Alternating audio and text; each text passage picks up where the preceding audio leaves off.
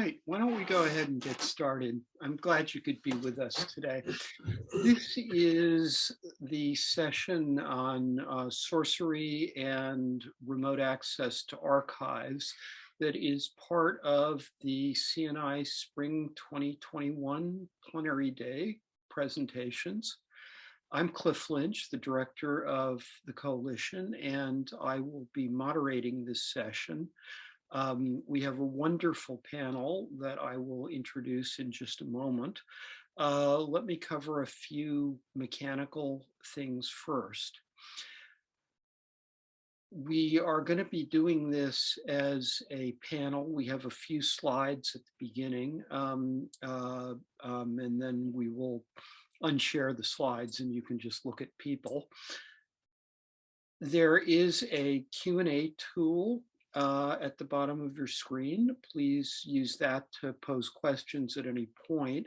The way we'll run the panel is I'll have a few questions for the panelists, and then we will move it over to take questions from the attendees after we get through those. There is a chat box. Please feel free to use that for comments, or you could also use it for questions. This is being closed captioned, and please feel free to turn that on if it's helpful to you. The session is being recorded, and as with all of the sessions pretty much at the spring virtual meeting this year, the session will be subsequently available to the public. I think that's all the mechanical things I need to cover. So let me introduce our panelists, and then I'll introduce the topic just very briefly. So we have with us today Barbara Rockenbach from Yale University, Greg Colati and Tom Scheinfeldt from the University of Connecticut, and Dan Cohen from the Northeastern University.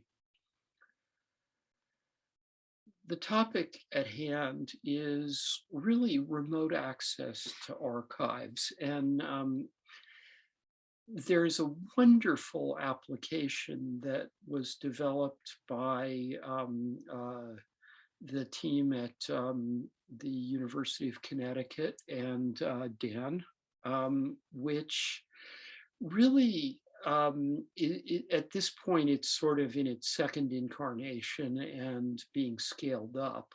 But it really served as just this fantastic launching point for a series of conversations last fall about the broader issue of remote access to archives, how that could be achieved both mechanically and organizationally and technically, the pros and cons of doing so, discussions about the extent to which this should be a priority. Really just a fascinating range of policy and strategy questions for libraries, archives, special collections, but also for communities of scholars that rely on these archives and that really in some ways need to use them today in rather different ways than they've used them in the past sometimes. So basically we wanted to, Dan and his colleagues were kind enough to let me participate in those conversations, which really was one of the most stimulating things that I had going last fall, I think. Our purpose today is to introduce you a bit to the application, but the focus is not deeply on the application and much more on the broader questions that it raises and frames. I will just note that there is a pre-recorded video from the December 2020 CNI virtual meeting that introduces the application in a little more detail, and that might be useful for those of you who want to go a little deeper in that. With that, I am going to turn the conversation over to Tom, who will give you a sort of a quick overview of the application, and then we will pick up from there. Thanks, Cliff.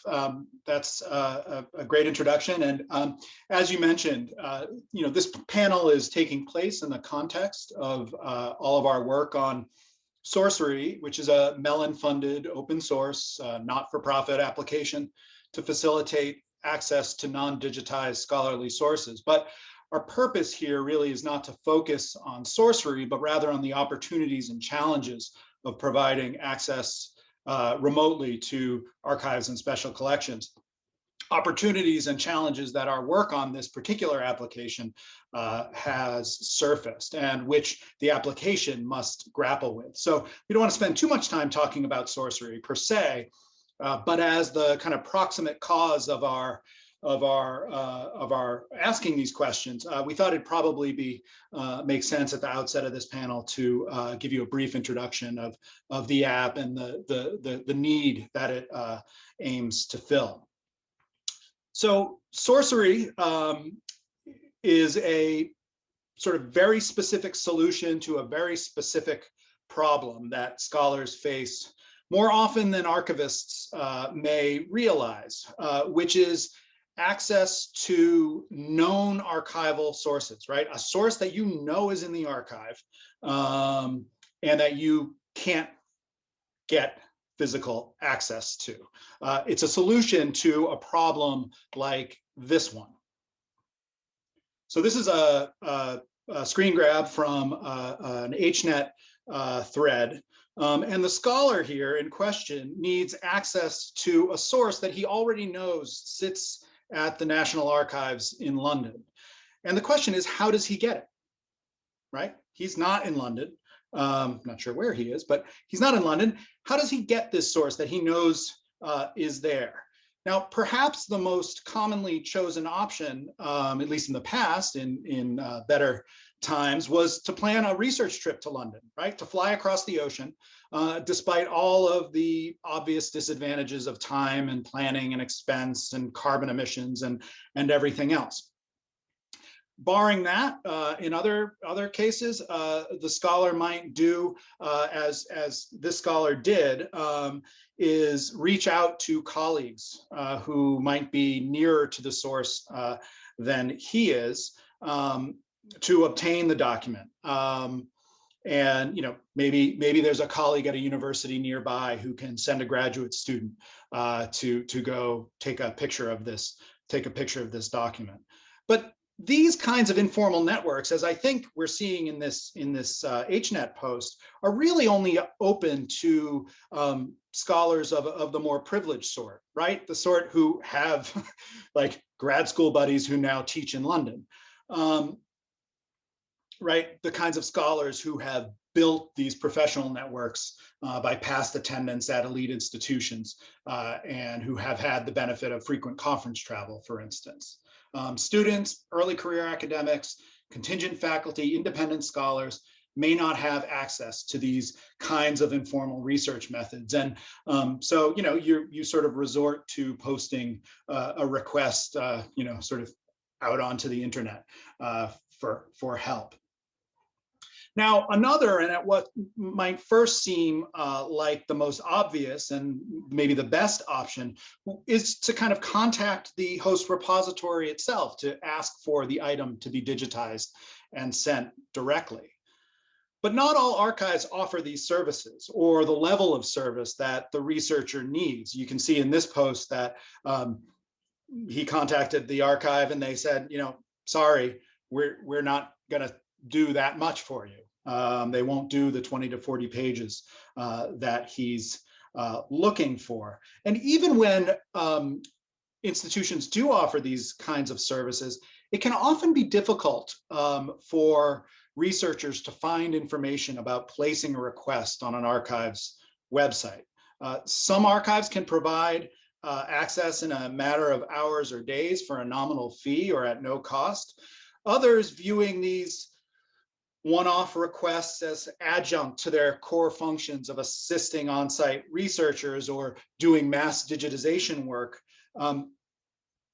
can take weeks and cost as much as hundreds of dollars per document. Especially since these services, these kinds of scanning services, are often designed around producing high quality images for publication, right? Reproduction copies, as opposed to the simple reference copy that this scholar needs. And for scholars working in dozens of archives, right? Each which has different systems, different services, different contact points, different contact mechanisms, different policies, the costs and the hassle of obtaining a document from just one archive where they really maybe just want one document. They're not interested in seeing the whole collection maybe. And that may come as, I think, a shock to some archivists that, like, sometimes you just want the one thing.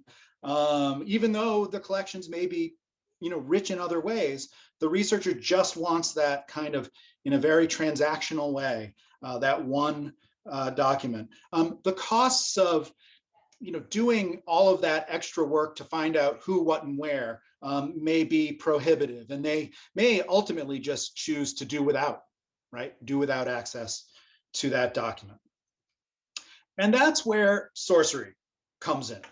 Sourcery is designed to provide that scholar on HNet with a shortcut, a simple single interface for finding someone who might fill his request. It connects that researcher who needs access to a document to a much larger pool of potential helpers who have access to that document, much larger than he'll find on a single listserv or through his individual professional networks. It provides the researcher with an easy way to compensate an anonymous colleague who agrees to fill the request. And the next time he needs something, probably from somewhere else, right? Probably from a different archive, he can simply repeat the process for a different item at a different repository. Now, while our initial use case and our kind of initial brainstorm revolved around this case that we see in that HNet request, in which a third party, like a graduate student, would provide the researcher with the requested materials. We've always understood that archivists themselves are ultimately best placed and best qualified to do this work, right? And indeed, in COVID times, they're the only ones able to do this work. They're the only ones able to access these documents. And so, while we had thought of initially a kind of archivist version of Sourcery as a kind of second order project, when COVID hit, we sort of switched the script and decided to launch the enterprise version of Sourcery first. And the enterprise version of Sourcery will allow an institution's own staff to fill requests placed through Sourcery, right? They'll have the app on their phone. They can take a picture directly through the app on their phone. It'll let them set their own pricing, free if they choose. It'll make it easy for them to collect small payments, right? And it'll let them decide whether they have the capacity to fill a request or whether they prefer to release that job to the crowd, to the grad student, to fill on their behalf. So our aim is to help repositories better serve remote patrons by streamlining the reference document provision workflow and to aggregate small dollar transactions that can be sometimes more trouble than they're worth. And our long-term aim is that Sourcery, which, like its stablemates, Omeka, Zotero, and Tropy, is operated by the Corporation for Digital Scholarship, that Sourcery will become a core piece of research technology infrastructure. As I said at the start, Sourcery raises as many questions as it answers. And indeed, as academics ourselves, right? We build software, but that's, we're doing it in pursuit of larger questions about, the future of research in the digital age, et cetera. We're at least as interested in the questions and provocations raised by the existence of something like Sourcery as we are in making it a successful app. And these questions are many, and we're going to get into those in just a minute. For example, how does Sourcery work with existing individual use policies, right? Policies say that you can only use this for your personal use. What about copyright? What does the gig economy entering into the library world mean for librarians and archivists? How does this impact the visibility of archival labor? What about folder level as opposed to item level requests? Does it integrate with other library systems? What are the pricing models, et cetera, et cetera, et cetera? And we're asking all of these same questions, and we're excited to dig into them more here. So with that, I thank you for your time and your goodwill and your expertise. We're eager to listen and learn as much as you from this conversation. And if you want to check out Sourcery, there's a beta version at that URL. All right, so I will stop sharing there and we will get into our discussion. All right, well, thanks, Tom.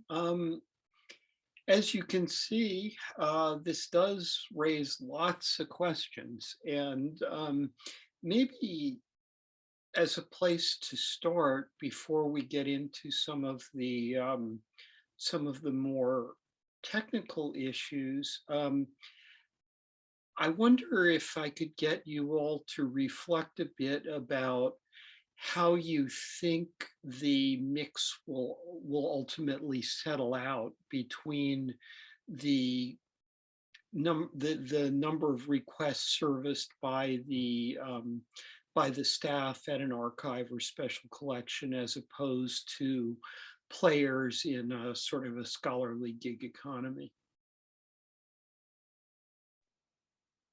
I can speculate. I think the first thing to say is it's going to vary very widely from institution to institution.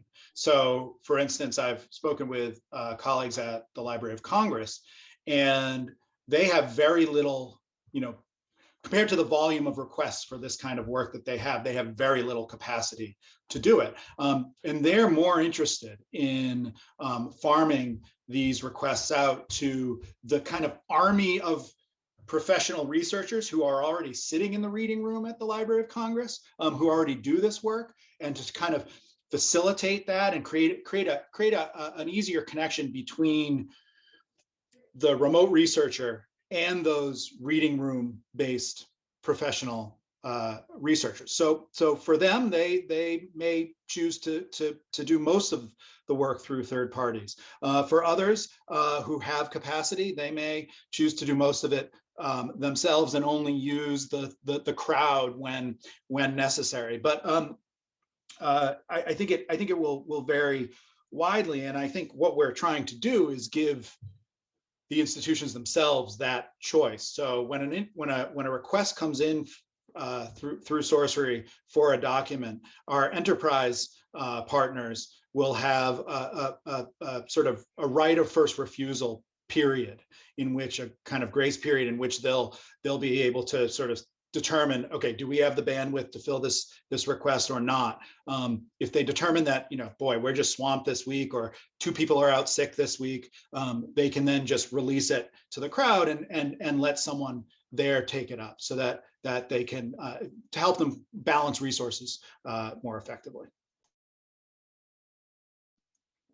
I'll just jump in to say that while Yale is not yet an enterprise institution using Sourcery, we're talking next week actually to think more about this, but I'll say demand is high for this kind of resource, and we have a lot of capacity at Yale.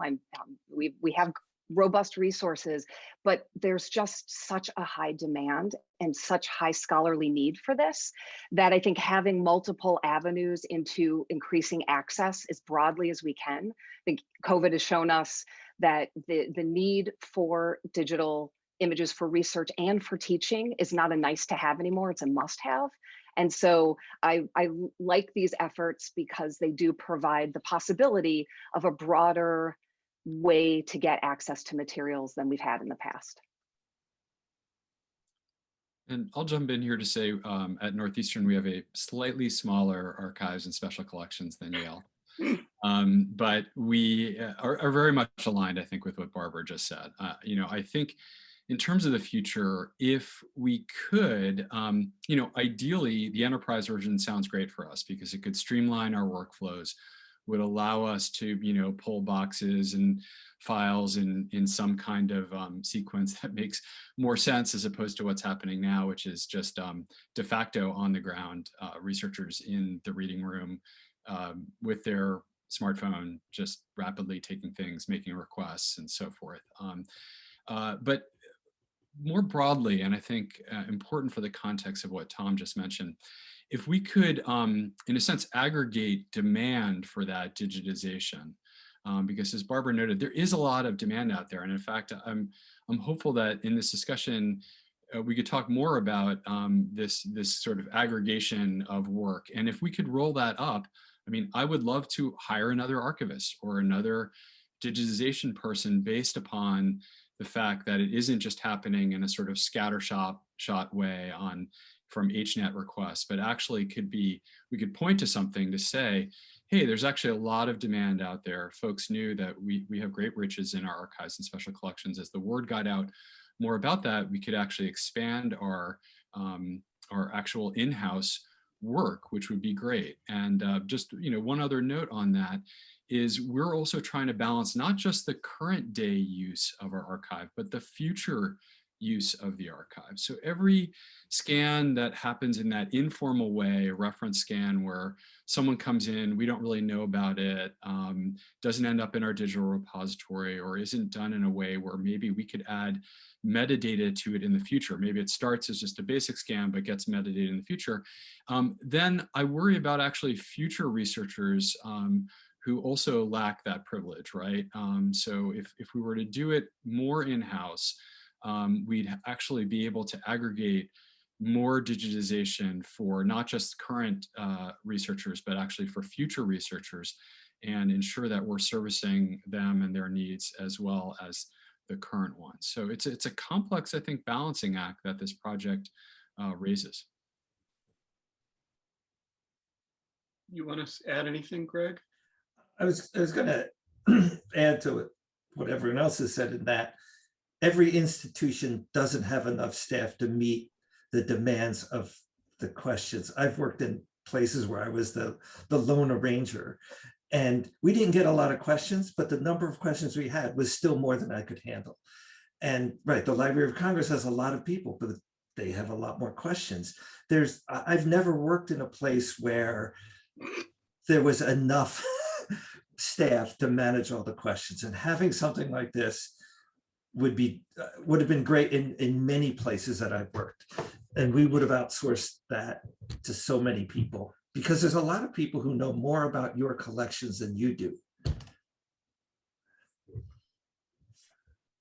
Let me ask a related question. So I know that there are some archives and special collections at various institutions that are not open to the public. You have to somehow become a qualified user to do that. And there are various methods for that. Often, I think at universities, sometimes it's good enough to be a faculty member or a student at that university. If you're from some other university, you can get a letter of reference or otherwise qualify as as having access. How does this sort of play out in that economy? All of a sudden, you've got these credentialed people who essentially can monetize their credential.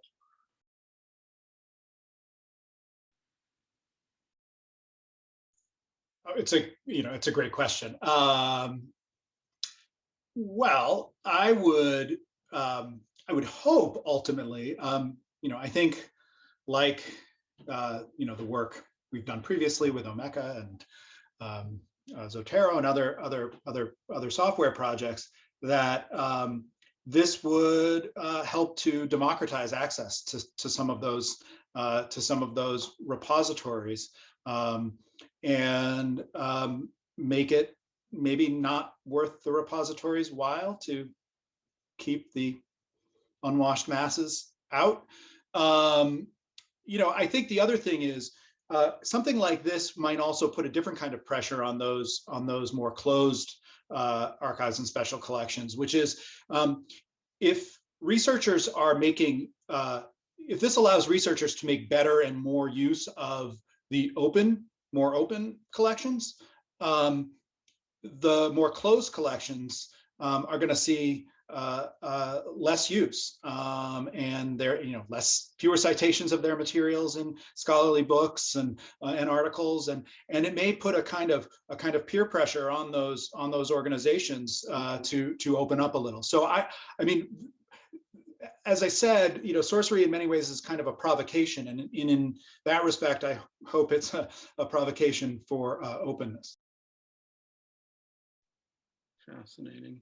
I'd second that, Tom. I think that's could be a really nice product of Sourcery. But I also like how it leads, you mentioned this in your opening as well, the notion that our scholars need different kinds of images. And so we need the high res preservation, archival publication, all of those types of images.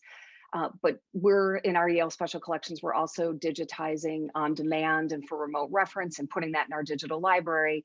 And this is yet another kind of image and source. And I think there's I think questions already emerging in the chat around metadata that I'm sure we'll get to. But the bottom line is that I think understanding that different types of images and sources are useful in different contexts. This is, I think, a helpful aspect of this project.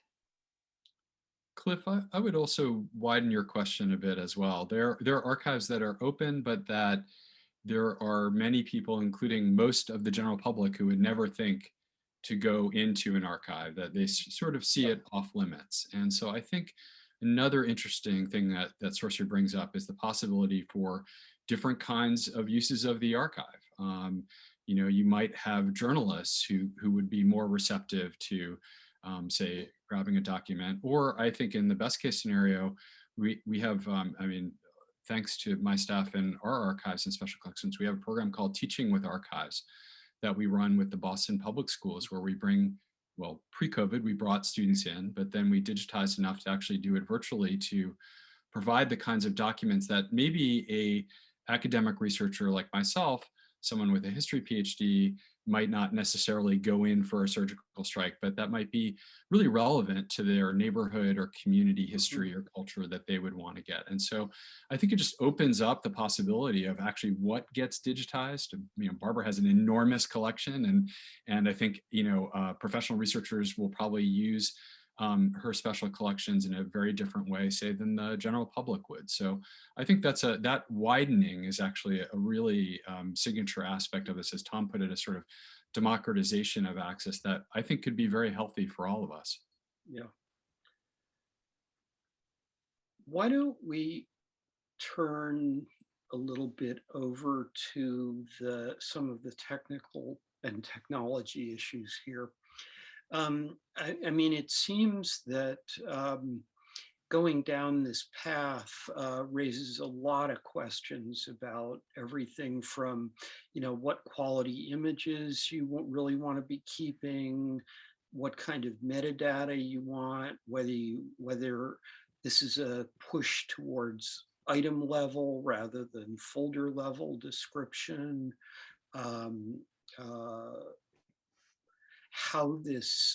What kind of management system you want around this to track the items that are being digitized, and where copies of the images are.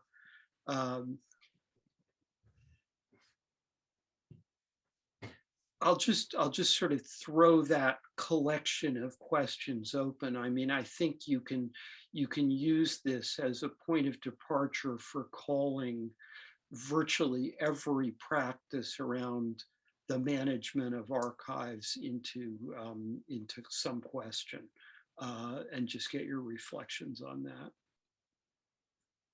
That's a really big question, Cliff. But honestly, I think what we have seen in a lot of the work I've been doing is that you have something of a luxury with paper documents or analog documents that you can manage them at a very high level, a box level, or even a collection level if it's small enough. But as soon as you digitize something, you're required to at least manage it at that item level. You at least have to know where that file is. And you may not know a lot about that file. But I think we can sort of split the difference in that if I've digitized a whole box of things, I could still have a metadata record that talks about the box, but then leads me to all the items.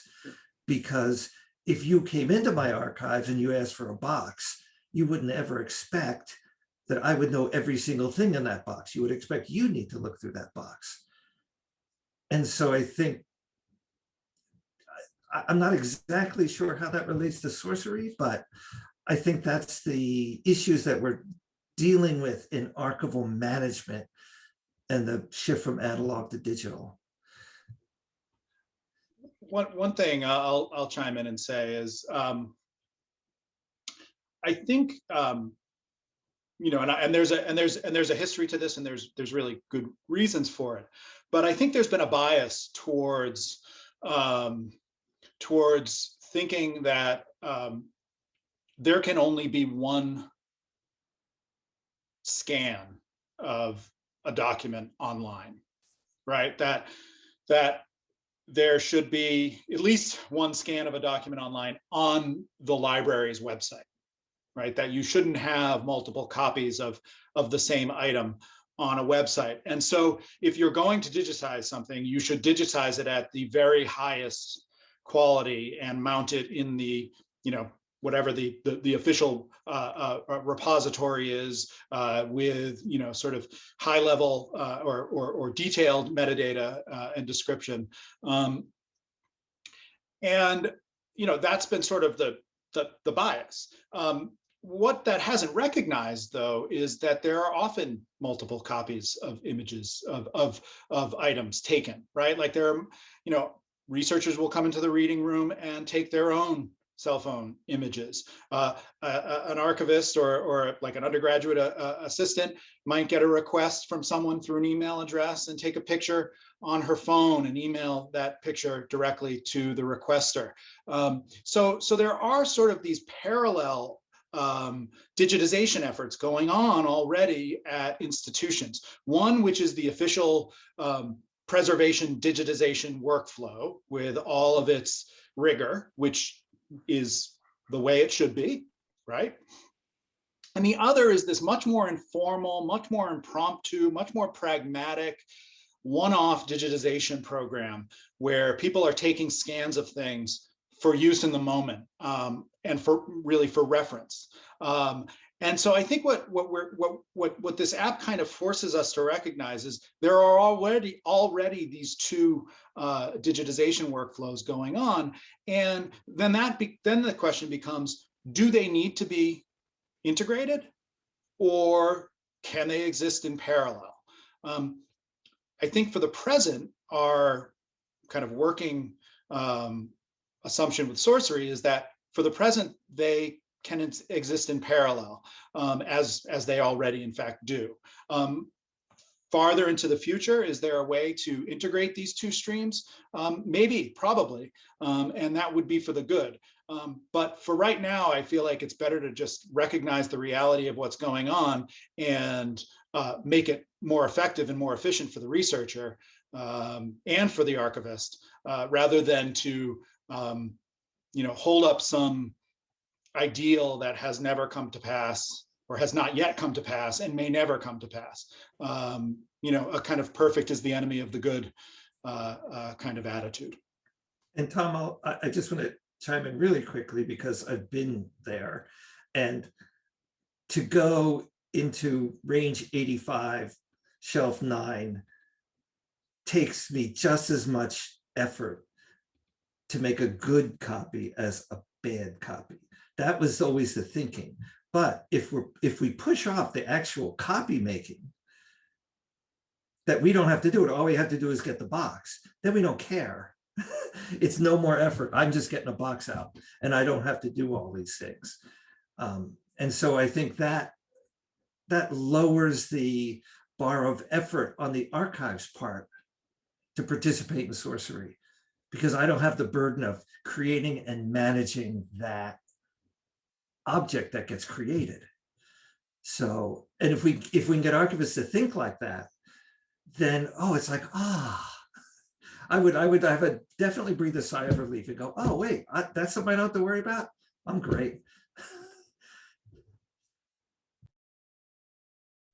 Well, and it addresses a tension, Tom, that you in a previous call when we discussed this talked about, and it's this inherent tension between our drive now for increased broad access, as much as we can provide with very rigorous descriptive and digitization standards.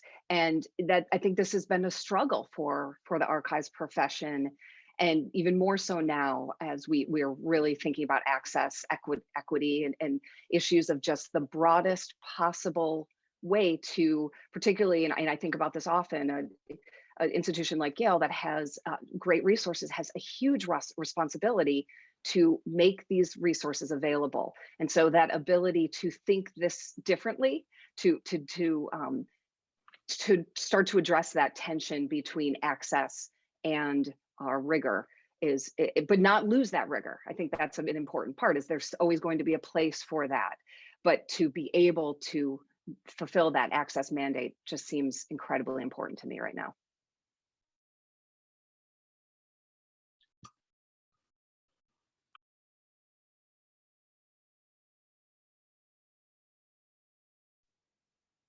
Cliff, you're muted. Sorry, I didn't click hard enough there. There's some wonderful things coming in the comments, and a little later when we open this up for the audience, I'm gonna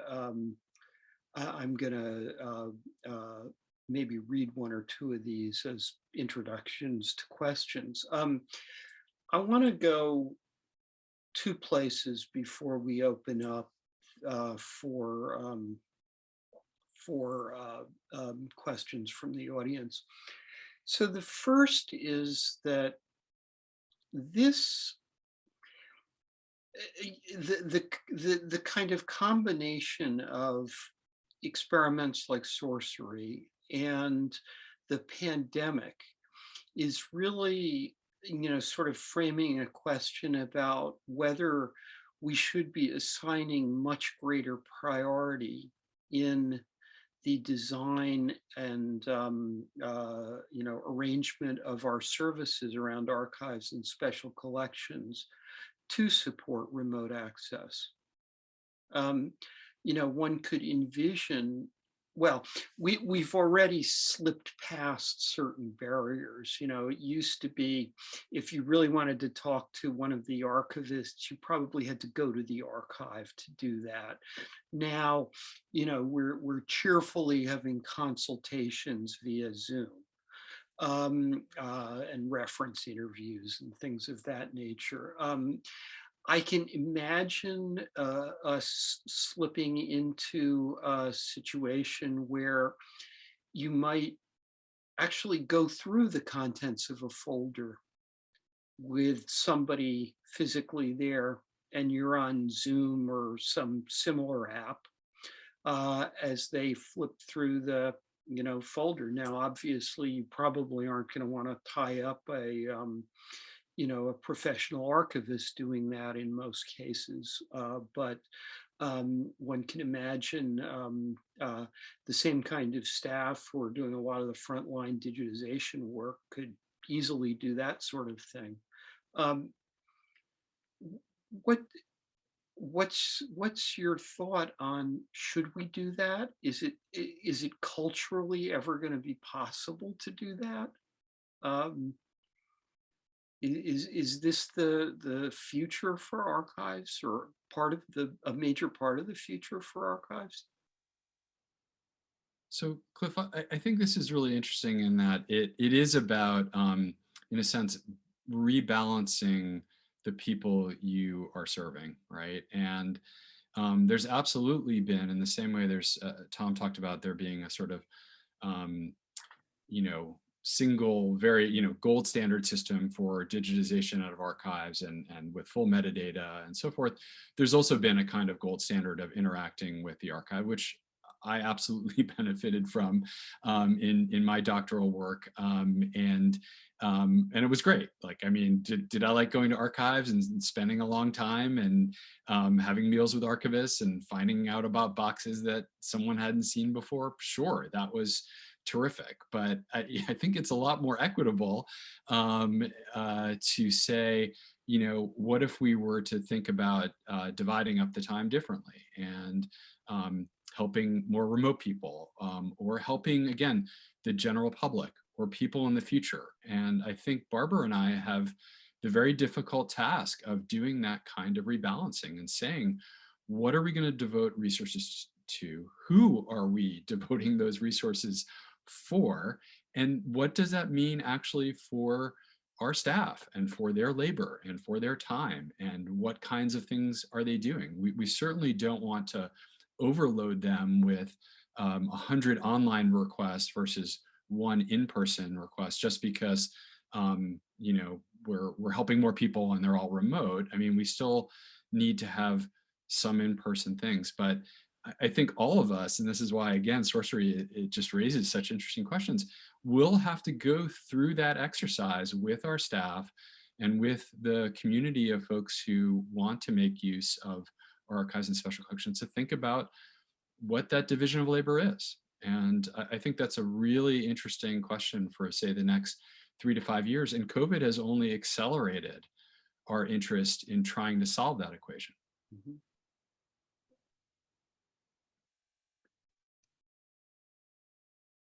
Others want to comment on that?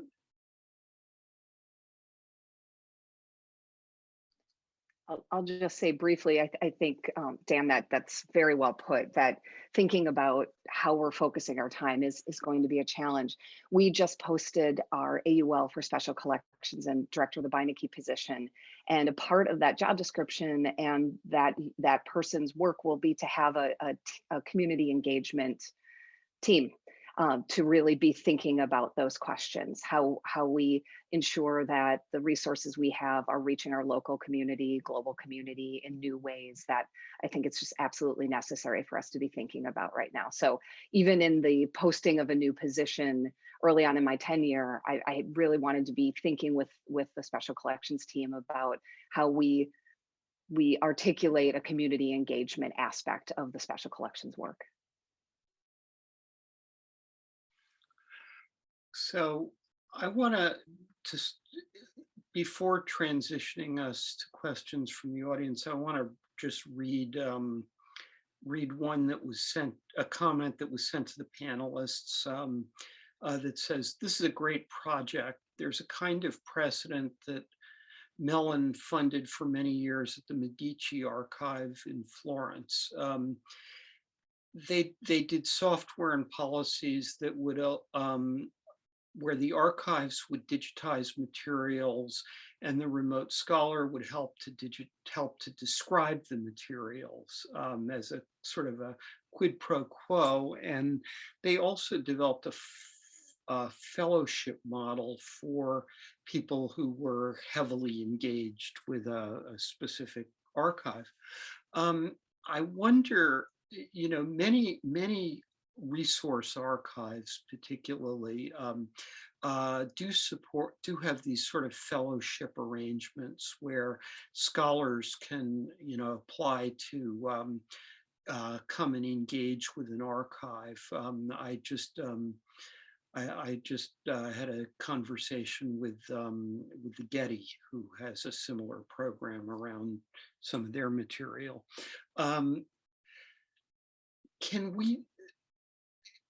Are we going to be able to do those digitally?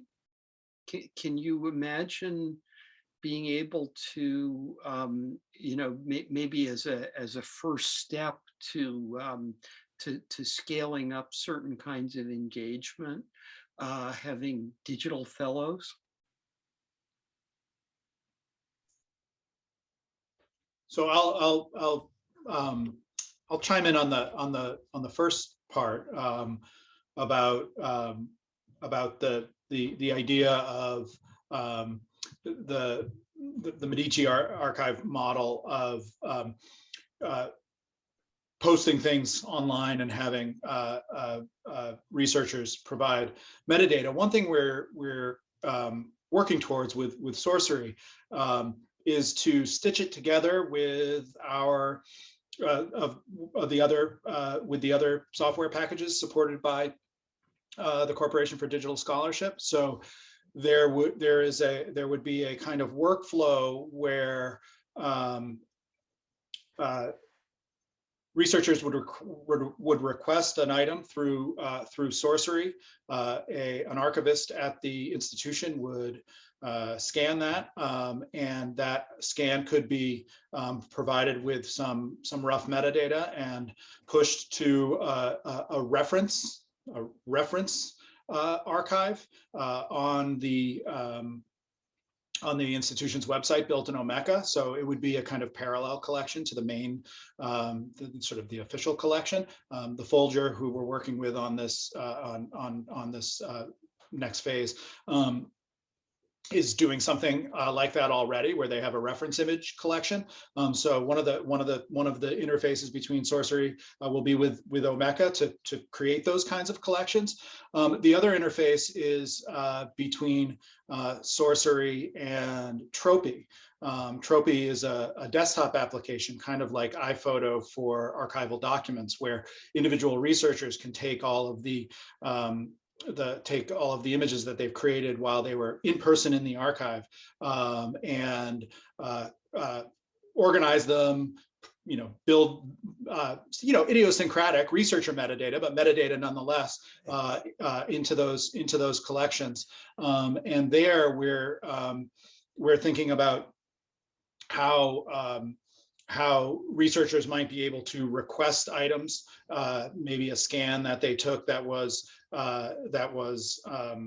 blurry, or they missed an item in a series, request additional items through Sourcery for that collection, add them to their collection, describe them in the collection, and then that would be then in turn returned to the originating archive with the metadata and posted on the Omeka website. So there is kind of an interface that you can imagine where that kind of full circle kind of work can happen. As for remote fellowships, I don't know. I mean, I think some of this could be done remotely. As Dan was describing,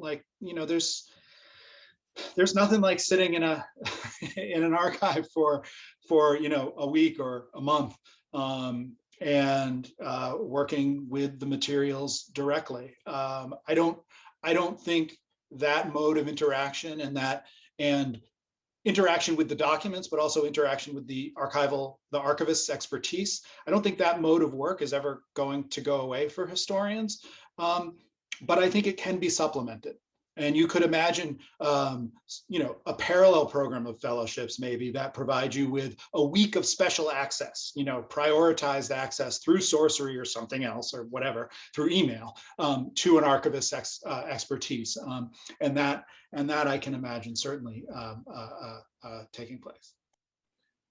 Tom, I want to add to that and say, yes, I think you can do digital fellowships, and I know you love, and I do too. I became an archivist because I love the old stuff and I love to pick it up. But most people's need is for information and not for that experience, especially if you're not a scholar. So you look at Northeastern, which is a large collection of community-based archives that are used by community members who want to do something, and they want to show something, and they need that as information. And so that same experience, if we can get them to think that they don't need that much hand-holding, they just need access to the content. And so that's, I think, the other side of this. I think we often, again, even in how we create, we expect everybody is the serious researcher who's going to spend a week. It's like most people just want to answer a question. And if we can build them tools to answer those questions, then we're going to serve a lot of people.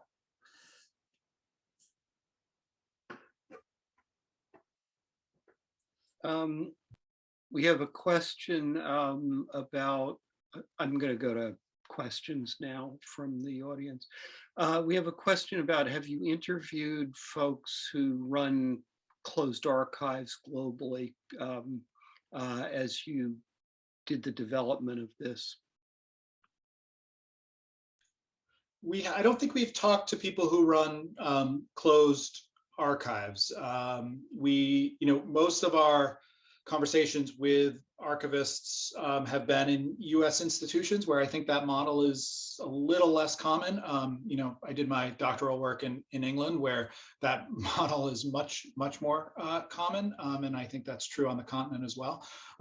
But that's certainly a good idea, something we should think about doing. Here's another question. I'd like to hear a little more about the opportunities to link these on-demand scans with systems and tools maintained by the archive to help future researchers. Is the right thing to do to connect these to finding aids or other discovery tools? Can they end up in some kind of repositories for digitized special collections? It seems like there are quite a few mismatches between what current archival systems do and what they'd need to do to work with these.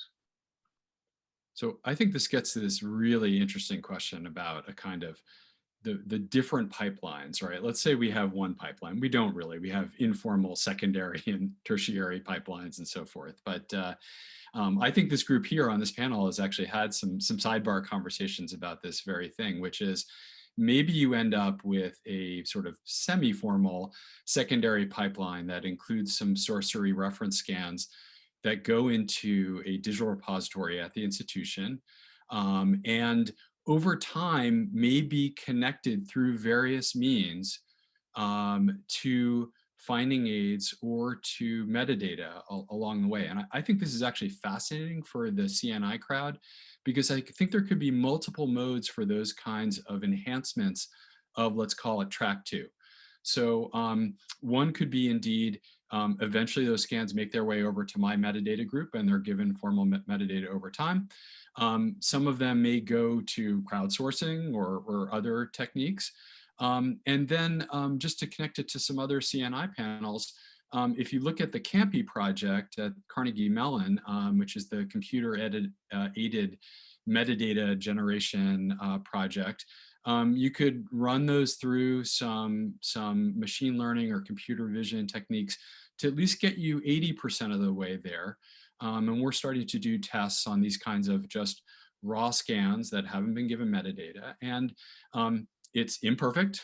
I'm sure it will get better over time, but I think what's really interesting about that CAMPI project, which I encourage you to watch their 20-minute video as well, is that it's actually the combination of the human expertise and the computer vision APIs that actually get you far along with a lower amount of labor. So there could be suggested tags, metadata, and so forth, and then a human expert comes through when appropriate, maybe it's a few months in the future, and formalizes that metadata. So I think for CNI, this is sort of a perfect combination of, in a sense, more traditional human expert practices and some much newer digital pipelines and techniques.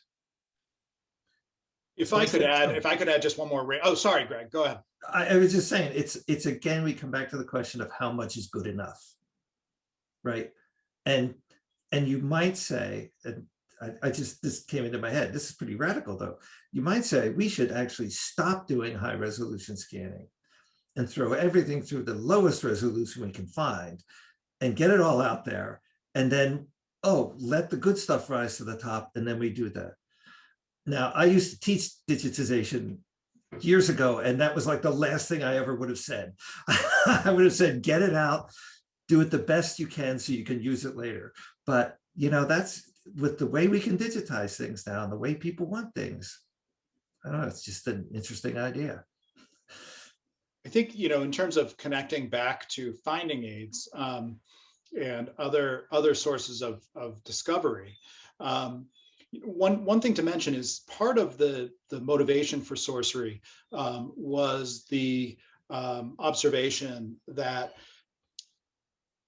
and I think something that I think probably is underestimated by most archivists is that the way one primary means of scholars finding materials, archival materials, is not through finding aids that are prepared by the archives themselves. It's through footnotes that are prepared by scholars, right? So you're reading a book, you find and this was sort of one of the original use cases for Sourcery.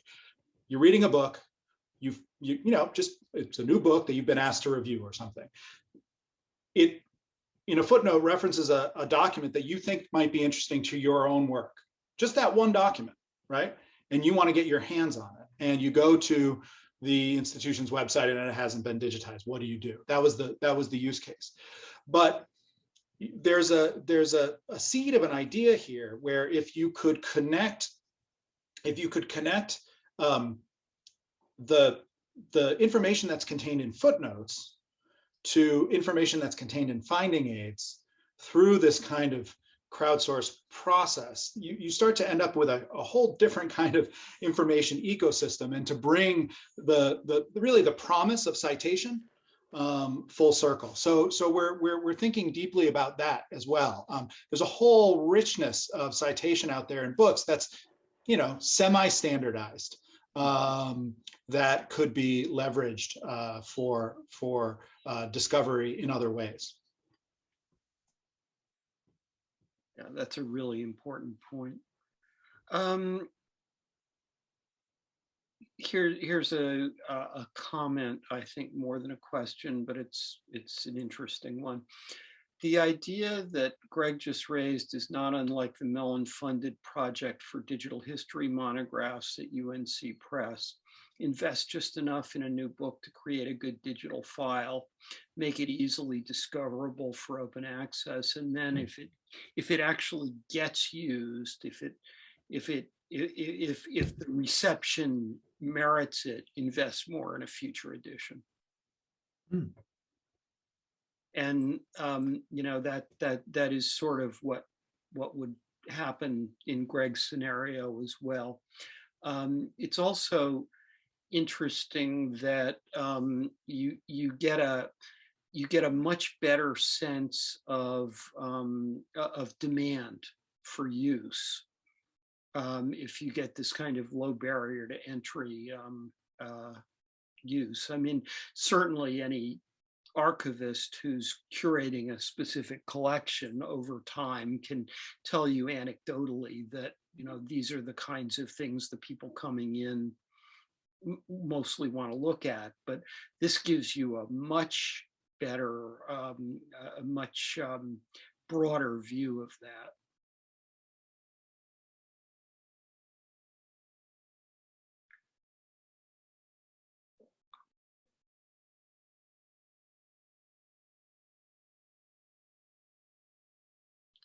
Sorry, I'm just looking.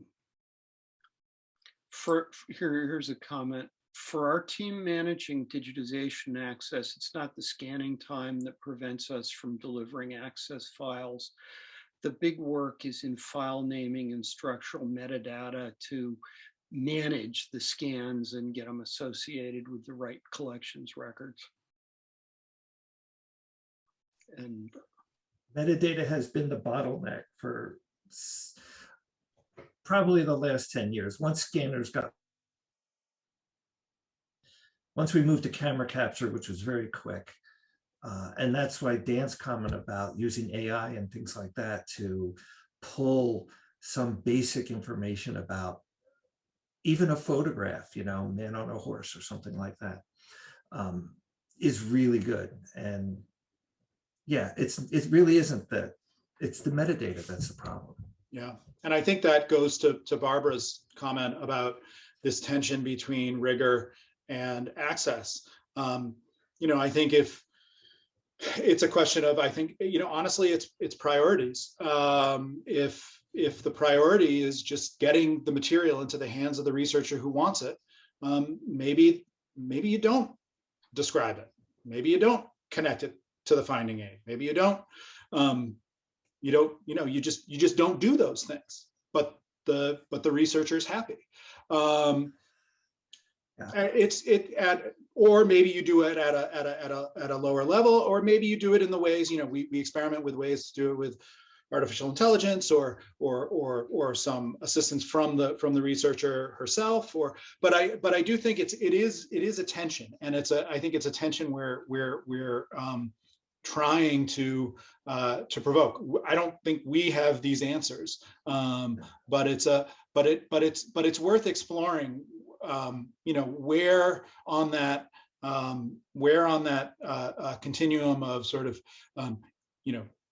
easy access and complete rigor we want to be.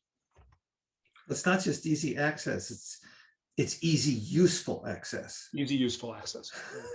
Well, it's also, do we want to provide what level of access, right? Access to, the individual researcher who asks for the item doesn't need any more description, right? Right. They know they want it. Like, they've already found it. They probably know as much about it as the archivist does. That they don't need it.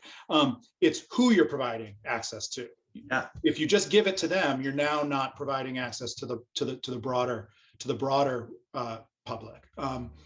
And we have to ask ourselves is which value do we care most about? Do we want to meet that need of the individual researcher quickly and easily, or do we think it's worth not meeting that need and instead meeting a longer term need of a broader public and a future public? And these are ultimately, like everything else, resource choices. Yeah, to my mind, the wonderful thing about this project is it has framed many of these questions in a very, sort of tangible way. And we haven't been asking them enough until this came along. We are past time. I'm gonna just give everybody a moment if they want to make a quick closing remark, and then I'm going to thank everyone and conclude the session. Greg? I just want to say that this is a great opportunity to rethink how we do things. And we should keep this discussion going, because we, like Tom said, we don't have the answers, but we have a lot of questions. Barbara? Yes, I agree with Greg. And I think that what we're seeing here is just, again, different needs by different users and different approaches. And so having a variety of approaches, I think, is a very good thing in any work we're doing. And I think together we'll be able to start to answer some of these questions. Tom? I'll just say thanks to you, Cliff, and to everyone in the audience. And also, if there's anyone listening who is interested, who's at an institution and is interested in piloting the enterprise version and working with us to develop it, we're very much looking for those kinds of partners. So please do be in touch. And I'll give you the last word. I'll just conclude with one more thanks, which is I want to thank my staff and actually all the archivists and librarians and technologists and many others who participated in the workshops that Tom and Greg and some of my staffers ran with support from the Mellon Foundation. It's actually out of tough questions that they've asked of all of us and thinking about their roles that I think we've made progress. And certainly there haven't been full solutions, but I really have loved the collaboration and thinking through with staff at all levels how this might work and work in the most ethical and productive way. So thanks to everybody who's helped us think through these issues. All right, well, thank you all for your thoughts on this. This is a topic I am sure we're going to continue discussing at CNI, and we're certainly going to want to follow this project and continue learning from it. I thank the attendees for joining us and for all the very thoughtful comments here. And I'm going to declare this adjourned. Thank you again.